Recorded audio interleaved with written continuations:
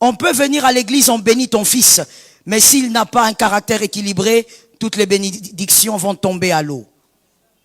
Voici les piliers à communiquer à vos enfants. Premièrement, et là on parle des deux parents, on ne se présente jamais, ou on va dire, on ne présente jamais sa colère aux enfants. On ne présente jamais sa colère aux enfants. C'est la première chose. On ne présente jamais sa colère devant les enfants. Aujourd'hui, c'est devenu normal, mais vraiment, c'est trop triste.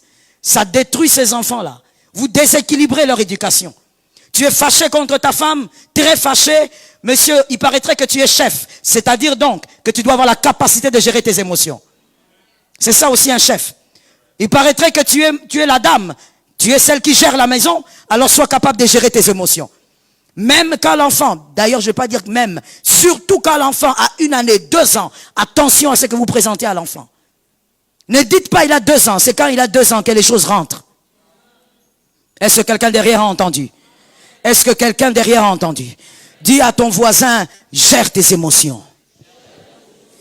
Et quand je parle comme ça, je regarde le temps, je cours, je ne veux pas commenter. Parce que toi-même, tu sais combien de fois tu as séparé papa et maman qui se battaient. Résultat, toi-même, tu sais ce que ça fait dans ton caractère. Deuxième chose, on ne parle jamais des faiblesses de l'un des parents aux enfants. Ne parlez pas de vos faiblesses aux enfants. N'appelle pas ta fille pour lui dire, tu as vu ce que ton papa m'a fait. N'appelle pas ton fils pour lui dire, regarde ce que ta maman fait ici. Regarde comment elle me méprise. Regarde comment elle fait ceci ou cela. Établissez un caractère solide. Les enfants n'ont pas besoin de vos erreurs. Ils n'étaient pas là quand vous êtes aimés. Ce que vous avez commencé à 2, finissez à 2. Est-ce que quelqu'un peut m'aider à dire ça? Oui. Pourquoi tu appelles ton fils dedans? Non, mais tu vois votre maman. Tu détruis l'éducation de ces enfants-là. Même s'il devient un grand ingénieur, il sera instable dans la vie. Parce que tu l'as communiqué des choses qu'il ne doit pas recevoir. Let me say it well. Il y a des choses qu'un enfant ne doit pas avoir. Il y a des choses que tu as qu'un enfant ne doit jamais savoir. Que ton fils ne doit jamais savoir. Let me say it. Il y a le red line. Tu connais le red line? Le red line dans la vie d'une famille est important. Une famille sans red line est une famille bizarre. Kosovo. Sans limite. Il y a des choses que les filles ne doivent pas entendre dans la maison. Maman, termine ça avec ton mari.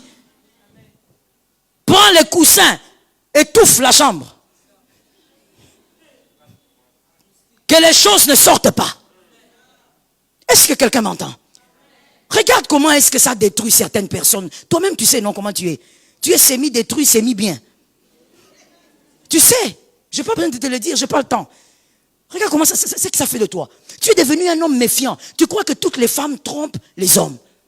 Tu es devenu comme ça. Dès que ta femme sort seulement. Tu étais où? Tu as pris quelle moto? Le motard avait quel âge? Il parlait en quelle langue? Pourquoi tu parlais au motard à l'oreille? Qu'est-ce qu'il y a dans ton téléphone? Tu sais pourquoi tu es comme ça, mon frère? C'est pas l'amour. Non, non, non. C'est pas que tu aimes trop ta femme. Non. Le problème, c'est que tu es traumatisé. Ton papa, ta maman venait te dire les défauts de l'autre. Tu te dis, elle me cache quelque chose. Parce que toi, on t'a appris depuis que tu es tout petit que papa cache des choses. Maman, c'est qui a commencé à 2. Finissez ça à 2. Quand vous étiez là en train de vous chercher, de vous trouver, de tomber, de vous lever, laissez les enfants en dehors. La maturité d'un couple se manifeste aussi par leur capacité à régler leurs problèmes. Ce n'est pas seulement régler le problème. Oh, biso to ben amutute, biso, on a... Non, non, non, je ne parle pas de ça.